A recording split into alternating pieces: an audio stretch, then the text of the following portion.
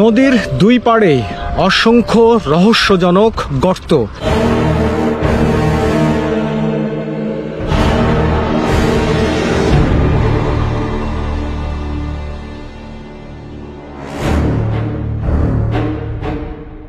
নদী সবসময়ই রহস্যময়, আর এই মায়াবী নদীর দুই তীরে একটা বড় অংশ জুড়ে ছড়িয়ে ছিটিয়ে করা হচ্ছে রহস্যজনক গর্ত।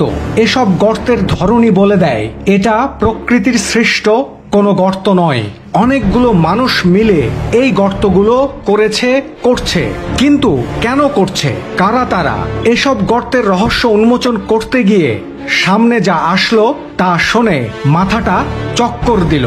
এটা কি হতে পারে যে এসব গর্ত থেকে উঠে আসছে বিশ্বের অন্যতম মূল্যবান ধাতু, স্বর্ণ বা সোনা?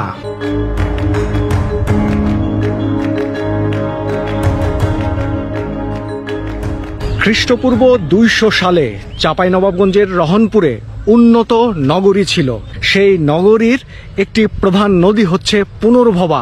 সেই পুনর্ভবা নদীর পাশে এই রকম রহস্যজনক গর্ত প্রতি বছর দেখা যায় এবং এটা বছরের পর বছর চলে আসছে। কেন এমন হচ্ছে, কি সেই রহস্য, আমি কায়সার রহমানী আজ আপনাদের তা জানাবো।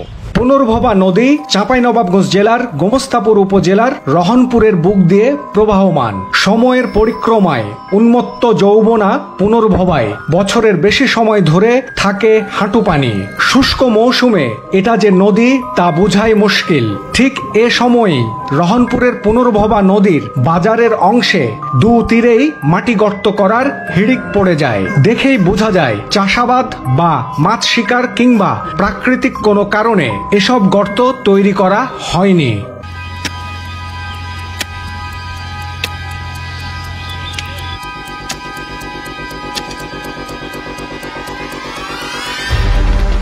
রহস্যজনক গর্তগুলো কেন করা হচ্ছে এসব জানতে নদীর পাড়ে গেলেই একটু আগের দেখা পরিবেশ হঠাৎ পাল্টে গেল। ক্যামেরা দেখে সটকে পড়ল অনেকেই কোদাল রেখে পাশের জঙ্গলের দিকে চলে গেল। এসব দেখে আগ্রহটা আরো বাড়ল। গর্ত করার কি এমন কারণ থাকতে পারে যে ক্যামেরায় মুখ দেখানো যাবে না? পরে কয়েকজনকে বুঝিয়ে যাদের সমস্যা তাদের মুখ না দেখানোর শর্তে ছবি নেয়ার অনুমতি মিলল, কিন্তু বেশিরভাগই চলে গেল চোখের আড়ালে।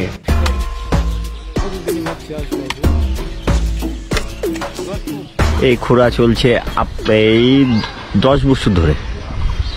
প্রতিবারই পানি কমে গেলে আপনার চলে আসে সব। এখানে আমি পাইতে দেখেছি সোনার চেন পেয়েছে, চাঁদির আংটি পেয়েছে, চাঁদির পয়সা পেয়েছে, তারপরে নাকের পেয়েছে, কানের পেয়েছে, বিভিন্ন ধরনের আর কি জিনিস পাই আর কি। মানে আগে হয়তো এই রাজা বাদশাদের বাড়ি, তো এই এলাকা তো সব জমিদার এলাকা। এই জমিদার এলাকাতে এক সময় দেখা গেছে মানুষের অনেক কিছু হারিয়েছে, পয়সা কড়ি, তারপরে সোনা, অনেক নৌকা ডুবেছে। ওই সব জিনিসপত্র গেলা মানুষ এখন খুঁড়তে যেয়ে পায় আর কি। জানা গেল শুষ্ক মৌসুমে যখন নদীর পানি একেবারে কমে যায় তখন শুরু হয় মাটি গর্ত করা। নদীর আশেপাশের মানুষ ছাড়াও দূর দূরান্ত থেকে মানুষ আসেন নদীর পাড়ে, আর সঙ্গে নিয়ে আসেন কোদাল, শাবল। সকাল থেকে বিকাল পর্যন্ত তারা নদীর তীরের বিভিন্ন স্থানের মাটি গর্ত করেন। মাটি গর্ত করলেই নিচ থেকে উঠে আসে প্রাচীন ধাতব মুদ্রা, সোনা ও রূপার মুদ্রা, মৃৎপাত্র ইত্যাদি।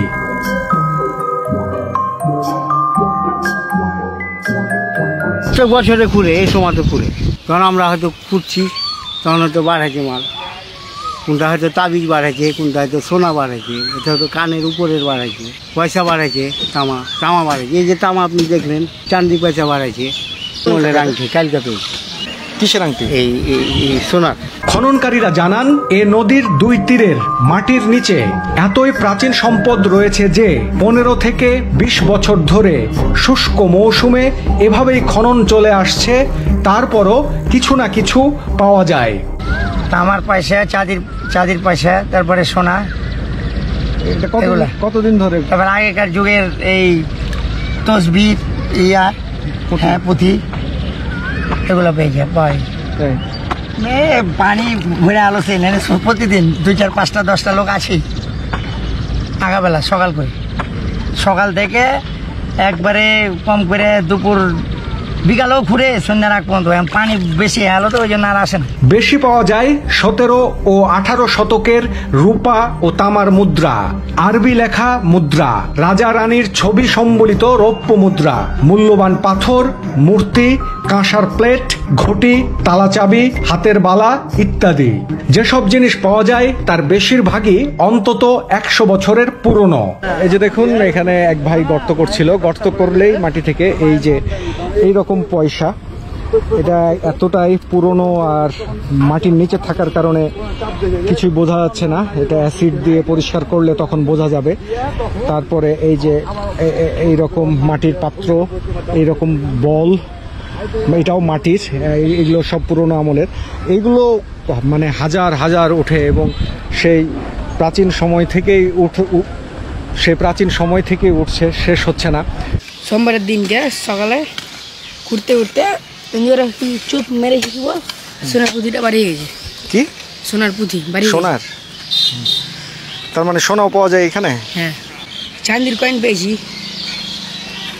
একটা পেয়েছি 1840 সাল, একটা পেয়েছি আরবি ছাপা, পুরোটাই আরবি চান্দি, আর একটা পেয়েছি রাজা 1885। এ নদীর পাড় গর্ত করে মূল্যবান পুঁতি তৈরির পাথর ও স্বর্ণের গয়নাও পাওয়া যায়। হ্যাঁ, এখানে প্রতিদিন ঘোরাঘুরি চলে। অনেকজনই হচ্ছে পেয়েছে চান্দির হচ্ছে পয়সাগুলো, তারপরে 1 ভরি 2 ভরি 3 ভরি ওজনের, ভালোই অনেক সবাই। তারপরে এই যে কিছুদিন আগে হচ্ছে যে ছেলেটার নাম বললো পচা, উনি হচ্ছে একটা হচ্ছে কত ওজনের হচ্ছে আংটি পেয়েছে আগের যুগের, তো খুব পিওর আংটিটা, সোনার হচ্ছে, উনি তাও প্রায় 60,000 উপরে হচ্ছে বিক্রি করেছে। পুনর্ভবা দিয়ে যে একসময় বড় বড় জাহাজ যাতায়াত করত তার প্রমাণ এখানে পাওয়া যায়। বড় বড় জাহাজ ও নৌকার পেরেক হর হামেশাই মেলে এখানে। নদীতে যা পাওয়া যায় তার প্রাচীন ও ঐতিহাসিক গুরুত্ব আছে।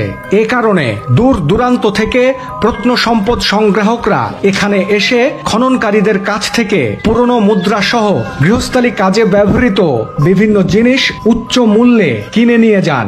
এখানে পাথরের পুঁথি পাওয়া যায়, তারপরে আপনার চাঁদির টাকাগুলো পাওয়া যায়, আবার তামার টাকা পাওয়া যায়, কেউ কানের স্বর্ণের জিনিস পাইছে, কেউ নাকের পাইছে, এরকম পায়ে থাকে। যারা গরিব মানুষ আছে এরা এই নদীর ধারে একটু খোঁড়া পাইছে।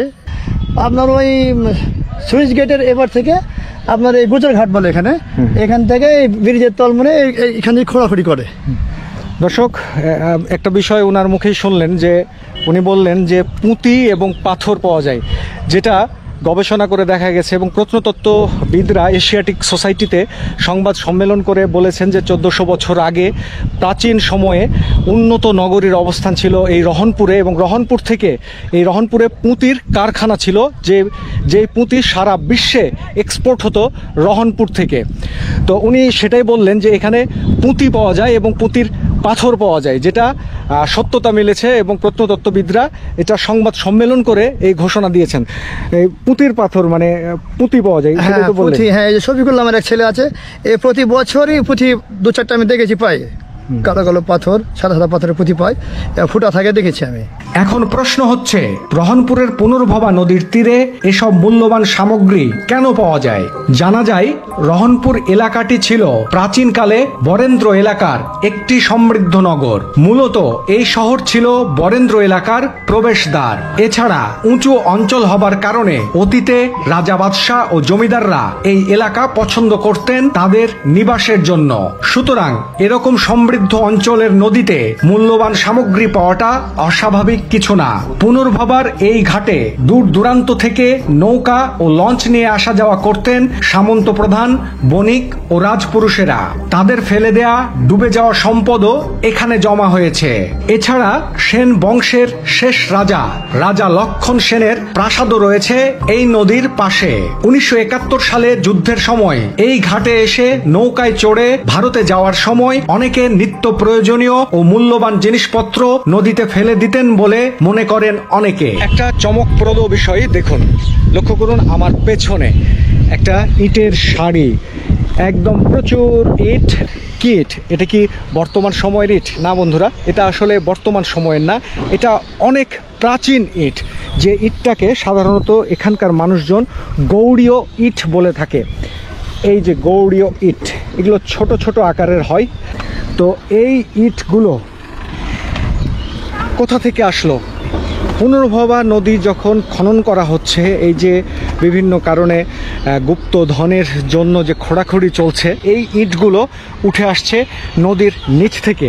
এটা কি বহন করে? এই কথাটা এটাই বহন করে যে এইখানে কোনো বা এই নদীর আশেপাশে বা তৎকালীন সময়ে নদীর পাড়েই অসংখ্য বাড়িঘর ছিল। পুনর্ভবা নদীর তীরে প্রাপ্ত বিভিন্ন প্রত্নসম্পদ গবেষণা করে জাহাঙ্গীরনগর বিশ্ববিদ্যালয় ও শান্তা মারিয়াম বিশ্ববিদ্যালয়ের একদল প্রত্ন গবেষক সম্প্রতি ঘোষণা করেছেন রহনপুরে খ্রিস্টপূর্ব 200 সালে উন্নত নগরী ছিল।